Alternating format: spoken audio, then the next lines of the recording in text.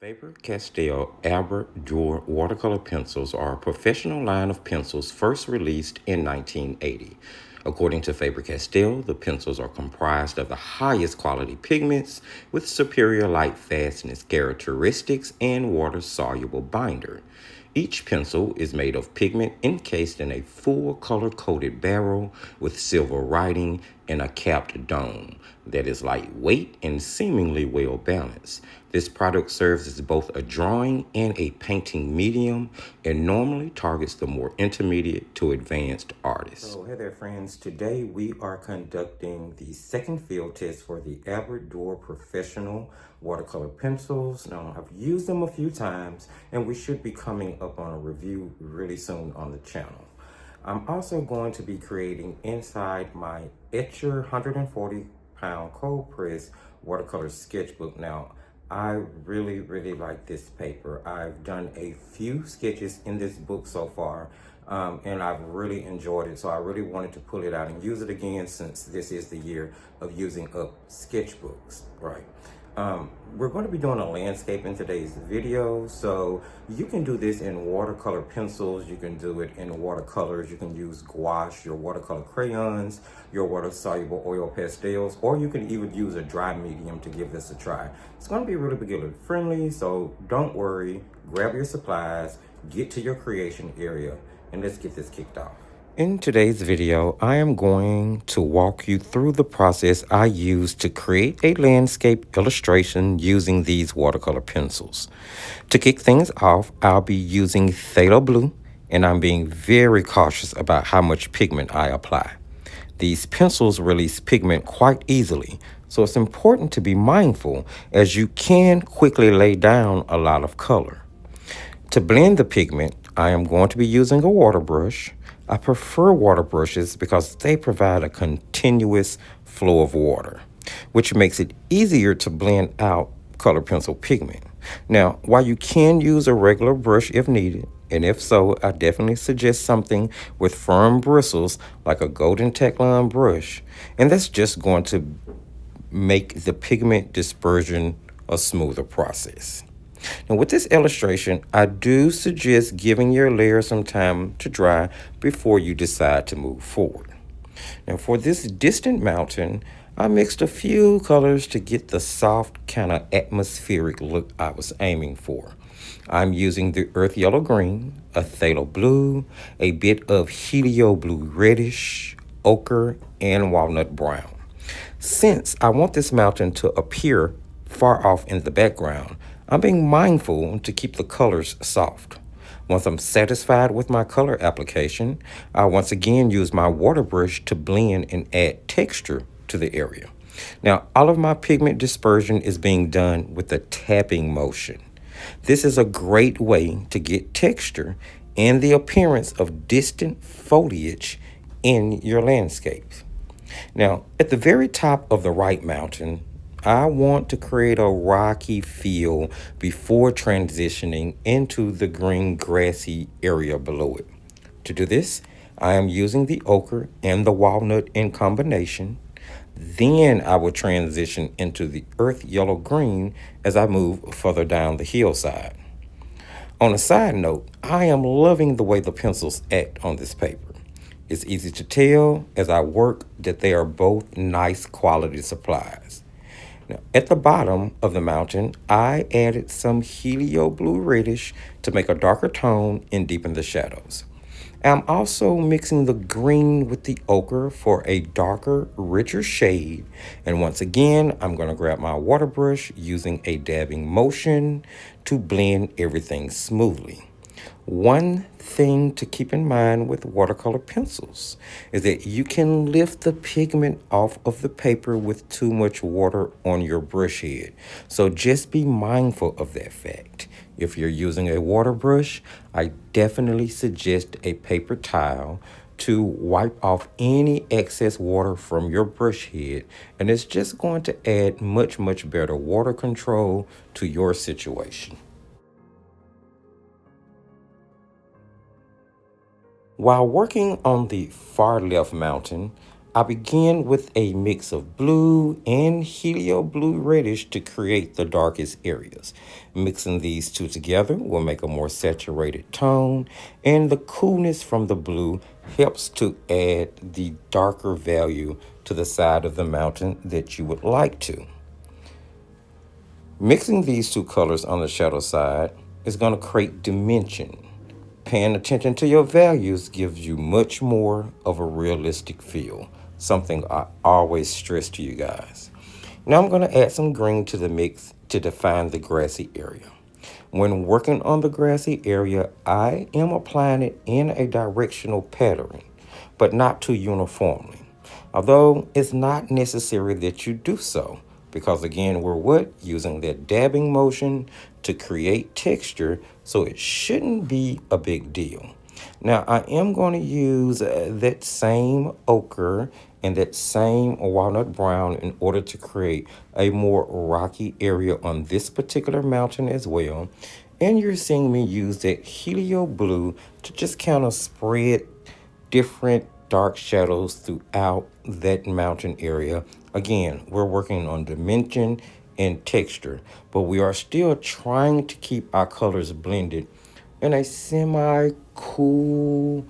soft color feel, because with each thing we paint, we're pushing the previous thing further into the background.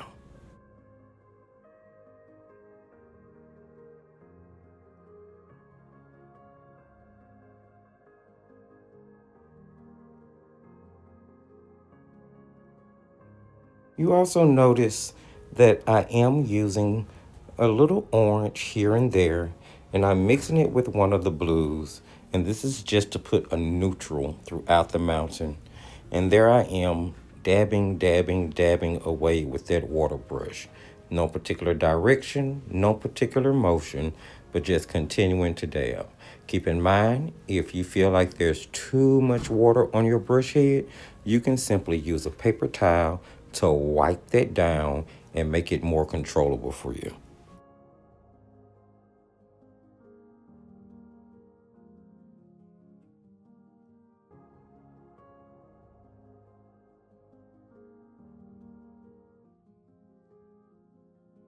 For the water at the base of the mountains, I start with a layer of phthalo blue and helio blue reddish. I also am going to incorporate orange to reflect the colors of the trees I'll add later. To capture the reflection in the water, I use the same color combinations, adding a touch of ochre for land or dirt areas near the bank. Now, I am going to be using the same colors over and over because, as I've told you many times before, using the same colors over in your composition will help you keep harmony and keep things from looking strange or out of place. Although this is a 24 pencil set, I only used about 6 or 7 different color pencils in order to create this entire illustration. So something else you may want to keep in mind. Now, once I get everything filled in, all of my colors mixed in well, making sure to keep a horizontal motion as I color. So maybe in this case, I am doing some directional coloring. I'm going to use my water brush and start by, again, using horizontal strokes to mimic the motion of water. Then I'll blend and soften the colors to create a more unified look.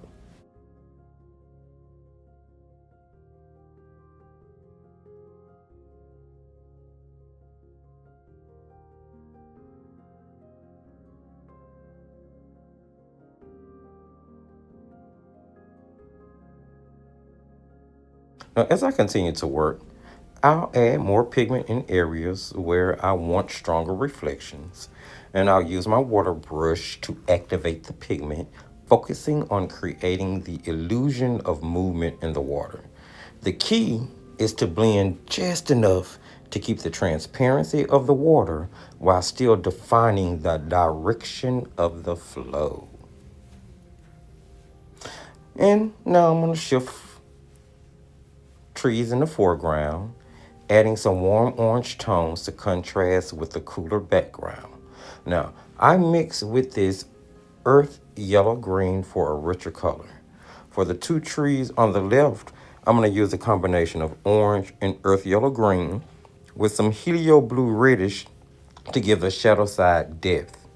Then I move on to the grass area where I'm going to be introducing more orange to bring warmth to the foreground and add some darker areas with blue for contrast.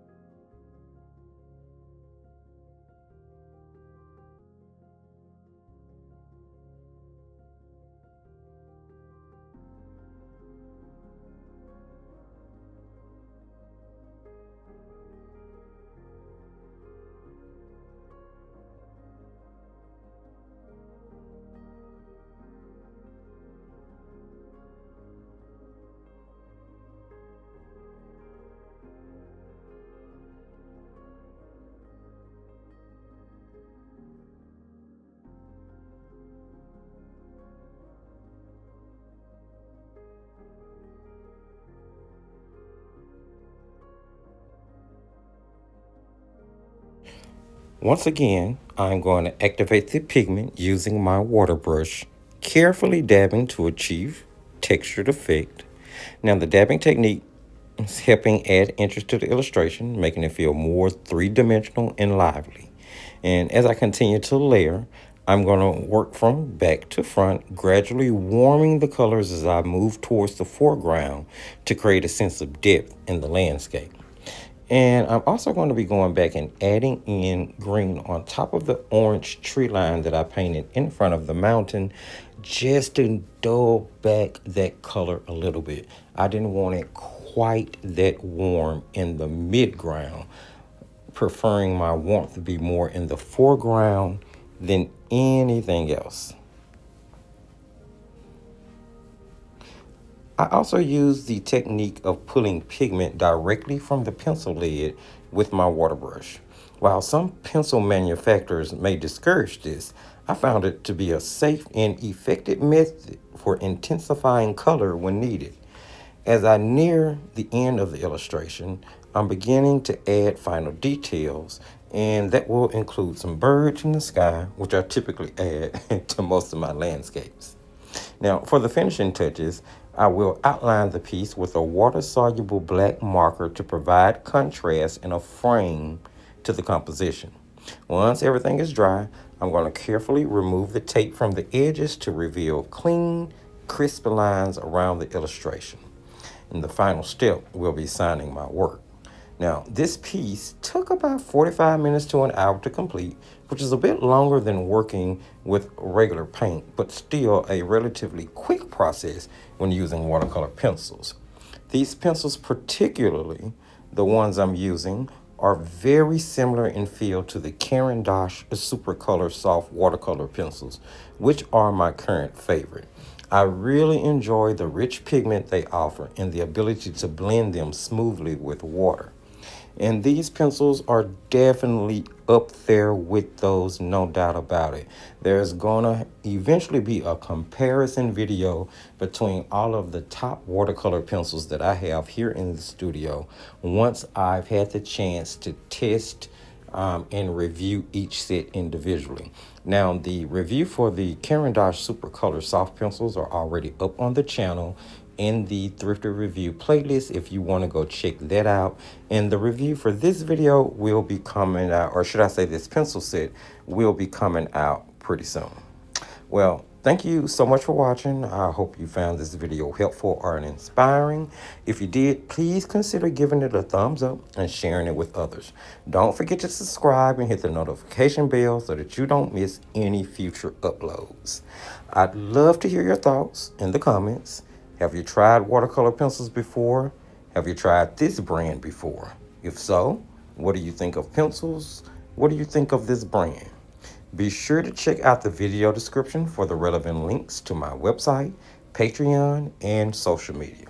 As always, my friends, keep creating and I'll see you in the next video.